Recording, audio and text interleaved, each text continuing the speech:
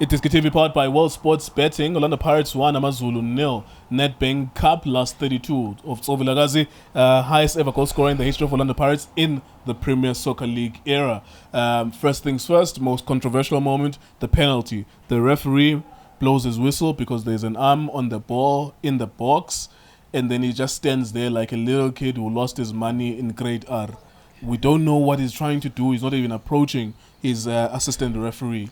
Eventually, he does not give the penalty to Orlando Pirates. And then, last minute, he gives the penalty against Orlando Pirates. Very controversial moments from the referee. And I've been saying, telling fans, this knee-jerk reaction of wanting referees to be suspended, especially experienced referees to be suspended, you are going to get inexperienced referees who do things like this. There you go. Congratulations, you played yourselves. So, your thoughts on those moments?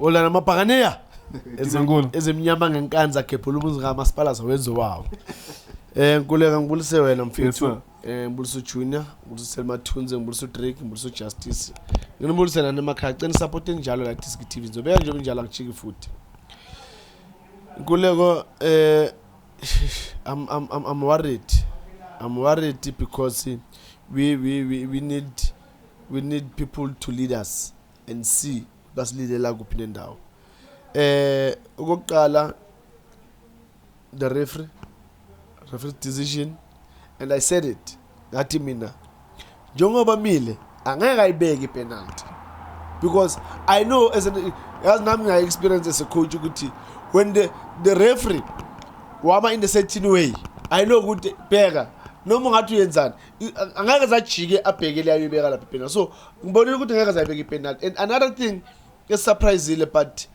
mina kimi kuyokabuya ama incident akudala where the referee bamtshela ukuthi it's a penalty. I think it was Amazulu, angathi Amazulu Chiefs. Yes, last minute. Yeah, last minute. Fourth official tells the referee it's a penalty. Yes, ukuthi penalty. And there's no handball. There's no handball. Referee got suspended. So today I think referee uthe makayicabanga ibuyile kuye lento yazi, let me take a decision, man. I'm not going to ask him. Because if he's going to say it's a penalty, and at the later stage I find out it's not a penalty, I'll be in trouble. Here's the thing, though. Here's the problem with that thought. They are creating their own rules if they're doing that. Because he's an assistant referee. He's supposed to assist you. He's in a perfect angle to be able to see. And he sees a handball. And of course, he blew the whistle, the referee. Yes. Nothing happened there. Yes. There was no bomb that Ogakimi's Bana Stadium and then he had to kill the ball. He made dead ball.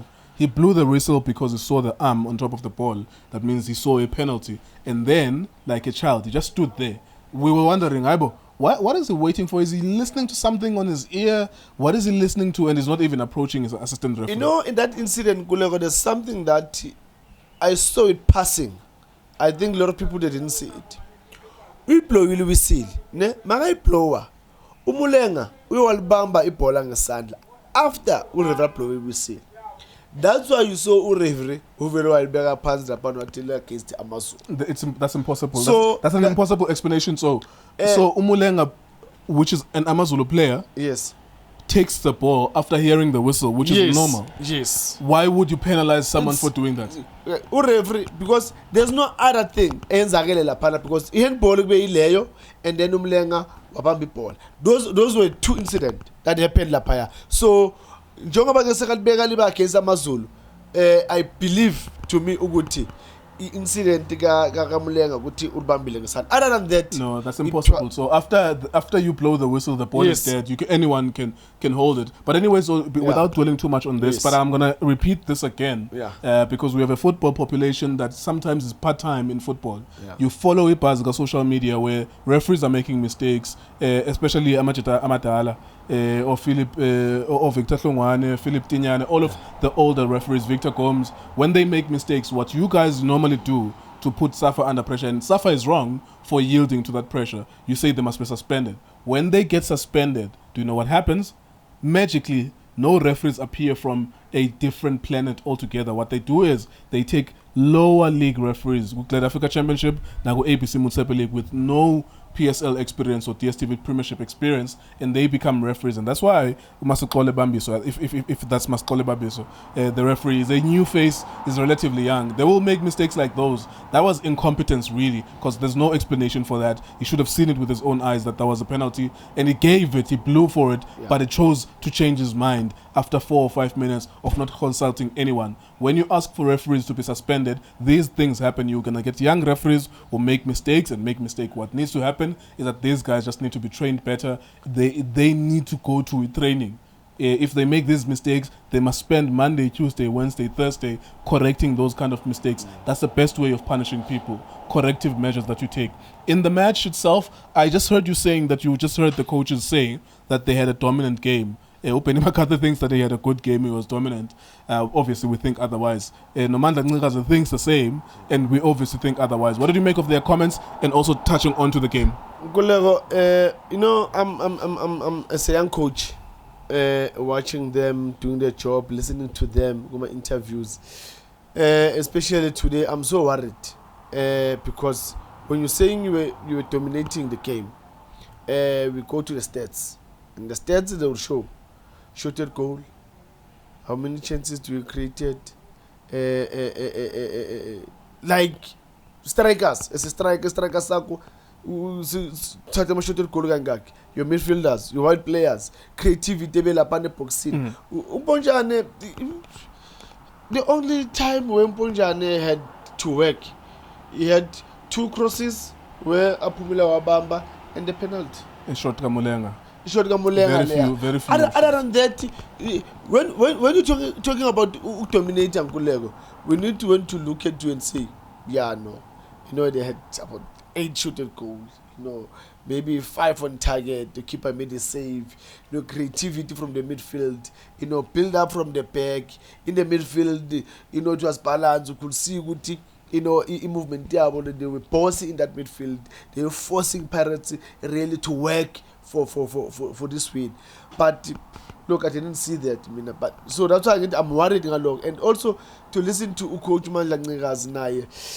I love these coaches, but as a young coach, I get disappointed when you'll see Pirates playing. The only 2 things that happens with Pirates that I think were good, it's a goal and a save. Umota Yenzile, I think Ulodge. Those were 2 balls that I would say, yes, it was something. Other than that, like really, there was nothing really that you'll say. Gwenzagele, as the Pirates was dominant. The Pirates, they were there creating chances. Umota had to make 5 saves. Umota was caught out of positioning yake. He had to maybe pume palini, go and make a take it. Things like that. Then we talk about, okay, Pirates was there. Yeah. Going to the game itself, well done to Pirates. They've won. Well done to Hotto. That individual brilliant yake, that run yake, and then good pass from Munareng, and then good goal. But I still believe Uguti. There's a lot that needs to be done at Paris. Paris is a big team, Kulego. Yes, they've won, but there's a lot. If you can't build up from the back, come to the midfield, have a link, have a number 10 player that will link between the defensive midfielders and the attacking players, and creating chances for Ilonduzana, for the strikers. I mean, look at the Pep. Today, for me, he was adding a number. Pirates by 11. There was nothing really that he did for the team. He was losing balls. He can't even create a space for himself. He can't come and have a combination play with his teammates. So all those things, Hotto was wide, Lapana, the Babulale side like right, because of the wanted to Ushandu to use that flank alone, but there was no supply. Yeah. So things like that. How can you Kulego? It's very important, and I'm still saying, and other coaches, I think they will agree with me. If you don't have a creative midfielder, somebody that will create things for the team, will watch this game as well, whereby there's nothing but at the end of the day, one of the teams will win. All right, last question from me to you. Upeni hinted that he may use Sithebe Obviously, he lost that battle. Sometimes you need to choose your battles carefully. If the owner is saying that the player is not going to play, why would you go around and speak to the media and say that you will play the player, even though you know who's the employer and who's the employee? No, I think I would say he made a mistake, But when it comes to football, I believe ukuthi actually what Ben want to do be right. In a sense of ukuthi, I mean, sit down with the chairman and put your case to the chairman to say, chairman, look, yes, I understand with the boy.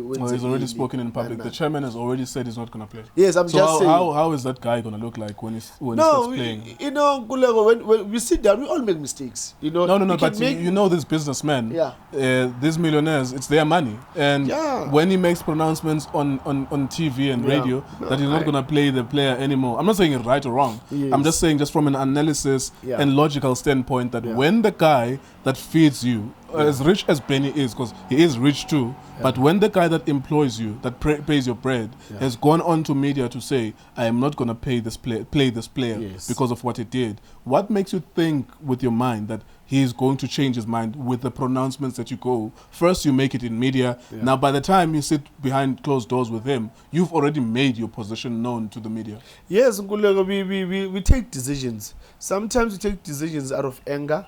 And be disappointed with certain things but in the boardroom I'm affect and how football it is. Maybe he will realize, what, yes, I said this maybe out of my emotions and whatsoever, but I think what the coach is saying, yes, I mean, what's the point of not playing him? We've still got about 5 months, and he's got a contract with us. We're paying him every month, so it means we're just gonna pay him for doing nothing. My small experience in business, I'm 32 years old, so I'm young. My small experience in business, even with white people that I did business with, is that the people that fork out 10 million per year or 20 million per year out of their pockets, when they make pronouncements like that and when they say things like that, they mean them. It's like, to get to that point where you say you're not gonna pay the player anymore. When Chief says they're not going to play Umaluleke anymore, you cannot make them reverse that decision. Like, from my small little experience in business, the people that I deal with in business, usually people that fork out millions to pay human beings, hundreds of them at the time. Those people, when they make that decision, they're not going to say no. And now it's not a good battle to pick when you fight against that guy to say, Mina, I might play the player. I think he was supposed to, sit down with the chairman. Try and closed doors. And put it to the chairman to say, chairman, yes, I understand how you feel and the way situation in the corner, but this is where, as a team, we will benefit. In the next 5 months. But now, if really you've decided, and after Bunsa at this point, why I believe we can play this point, because for me now, yes, like the chairman said, he's not going to play. Open said, no, he's going to play. I want him to play. Yes, it was not supposed to be like that. They were supposed to discuss. Even chairman, before he can take a decision also to say this boy is not going to play, they're supposed to sit down with the coach to say, coach, look, this is what the boy did. Well, you've coached in the ABC Motsepe League. I understand you're trying to draw an ideal picture. You've coached with ABC Motsepe League. You've told me stories about millionaires calling you. When they do the things that they do it. No one can change their mind because they pay 40 people, and that's the arrogance of that type of leadership. Most of the time, that's how they operate. I'm just talking in a point of let's try and teach each other in terms of football, because sometimes we take decisions out of anger, and those decisions has cost in the long run. So let me say, just for an example, in today's game, maybe if Sithebe was there, maybe something was going to happen for the team, So I'm just saying, in football, it's a game of mistakes. We all make mistakes, and we are there to correct those mistakes. So I believe, yes, chairman, they can make mistakes like coaches, but it's important that, before we can, announce anything, let's sit down, let's discuss and say, okay, no, he's not going to play. Coach, because of 1, 2, 3, 4, 5, this is where I'm standing. All right. Then that's it. Last one from me to you then. They lost Nedbank Cup today. Group stages of CAF Champions League next week. Yes. They lose 3 matches in a row. Do you think they might be compelled to call him Mina, like I'm standing on this point, knowing what I know about millionaires. Yes. Is that when they make those decisions, because they pay hundreds of people and they have a lot of arrogance and ego about what they do, they take pride in what they're doing because they are the hardest working people in the world. Yeah. It's very difficult to twist them and change their minds. Do you think after 3 maybe bad results here, they might call him back? You know, Golego, Joba Hosh, he is in Coachile, Lapana APC, and I've seen it. It happens to me. Yeah. And that's why I experienced Leo. So, but now the thing is, they are not perfect. I'm a chairman way too. Let's help them to understand the football as we've played the game. We are coaches, and the dynamics that are happening in the field of play. Our fun dynamics that are happening off the field. So, mina gimme doesn't have to get to that point to go. Will you see him play? We will see. We see. I wish that chairman and the coach Penny, they can see. Look, let's use the boy anyway, whether we like it or not. He's leaving anyway. So for the benefit of the team now, let's use him while we're still looking for somebody else that is going to replace him next season. All right. Let's use him. There you go. That's a lovely conversation that we're having with it. So, of course, we're speculating. No one really knows what's going to happen with the player. All we know is that the millionaire has decided that he's not going to play the player, and I believe him. Tso is hoping the player maybe might play again. iDiskiTV, Diski Times, World Sports Betting. Thank you very much for watching.